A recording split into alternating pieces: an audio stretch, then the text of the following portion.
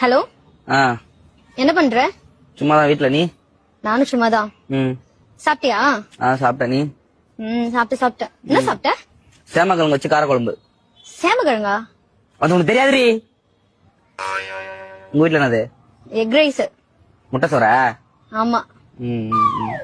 அப்புறம் அப்புறம் என்ன? சொல்லு. என்ன? சொல்லு. சொல்லு. நீ சொல்லு. நீ சொல்லு. நீ சொல்லு. சாப்பிட்டியா? சாப்பிட்ட. நீ அதான் சொன்னல.